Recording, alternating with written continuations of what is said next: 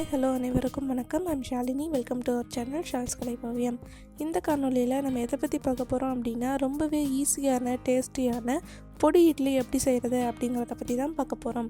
பொடி இட்லி செய்கிறதுக்கு தேவையான பொருட்கள் 5 இட்லி, கடலைப்பருப்பு 2 ஸ்பூன், உளுத்தம்பருப்பு 2 ஸ்பூன், கடுகு அரை ஸ்பூன், எண்ணெய் அல்லது நெய் 3 ஸ்பூன், பூண்டு 4 பல், கொத்தமல்லி இலை, மிளகாய்த்தூள், இட்லி பொடி தேவையான அளவு. சரி வாங்க எப்படி செய்யலான்னு பார்க்கலாம். எடுத்து வைத்திருக்கக்கூடிய இட்லியில் ஈவனான சைஸில் க்யூபாக கட் பண்ணி எடுத்துக்கோங்க. அதுக்கு முன்னாடி நம்ம சேனலை இன்னும் நீங்கள் சப்ஸ்கிரைப் பண்ணாமல் இருந்தால் சப்ஸ்கிரைப் பண்ணிவிட்டு கூடவே இந்த பெல் பட்டனை ப்ரெஸ் பண்ணி பக்கத்தில் வரக்கூடிய ஆல் அப்படிங்கிற பட்டனையும் ப்ரெஸ் பண்ணிக்கோங்க. இட்லியை மீடியம் சைஸில் கட் பண்ணுங்கள். ரொம்பவே சின்னதாக கட் பண்ணிங்க அப்படின்னா நீங்கள் கிளறும் போது இட்லி உடஞ்சி இட்லி உப்புமா மாதிரி ஆகிடும். அதனால் ஓரளவுக்கு மீடியம் சைஸில் கட் பண்ணிக்கோங்க. அதுக்கப்புறம் ஸ்டவ் ஆன் பண்ணி வடச்சட்டி வச்சு 3லேருந்து 4 ஸ்பூன் எண்ணெய் அல்லது நெய் ஆட் பண்ணிக்கோங்க. எண்ணெய் சூடானதுக்கப்புறம் ஒரு அரை ஸ்பூன் கடுகு ஆட் பண்ணுங்கள். கடுகு நல்லா பொரியணும். கடுகு பொரிஞ்சதுக்கப்புறம் 2 ஸ்பூன் கடலைப்பருப்பு, 2 ஸ்பூன் உளுந்து அதில் ஆட் பண்ணி நல்லா ஃப்ரை பண்ணுங்கள். நல்லா கிறிஸ்பியாக பொன்னிறம் ஆகிற வரையும் நல்லா ஃப்ரை பண்ணிக்கோங்க.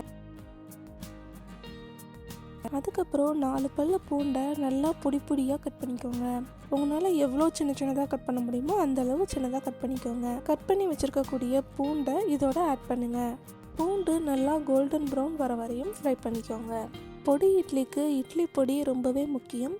வீட்லேயே எப்படி சுவையாக இட்லி பொடி செய்கிறது அப்படிங்கிற ரெசிபி நம்ம சேனல்லையே போட்டிருக்கிறோம். அந்த வீடியோவோட லிங்க்கை இந்த வீடியோவோட கடைசியில் நான் கொடுக்குறேன். இந்த வீடியோ பார்த்து முடிச்சுட்டு ரொம்பவே சுவையான இட்லி பொடி எப்படி செய்கிறது அப்படிங்கிறத அந்த வீடியோ பார்த்து தெரிஞ்சுக்கோங்க. அதுக்கப்புறம் நம்ம க்யூபாக கட் பண்ணி வச்சுருக்கக்கூடிய இட்லிகளை இதில் போட்டு நல்லா ஒரு தடவை ஃப்ரை பண்ணிக்கோங்க.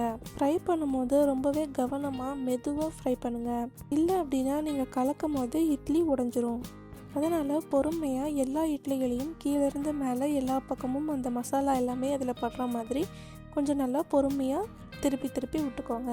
அதுக்கப்புறம் தேவையான அளவு இட்லி பொடியையும் மிளகாய் தூளையும் ஆட் பண்ணி எல்லாத்தையும் ஒரு தடவை நல்லா கிளறி விட்டுருங்க. இந்த காணொலியை உங்களுக்கு பிடிச்சிருந்ததுன்னா லைக் பண்ணுங்கள், ஷேர் பண்ணுங்கள், கமெண்ட் பண்ணுங்கள், அப்புறம் சப்ஸ்கிரைப் பண்ணுங்கள்.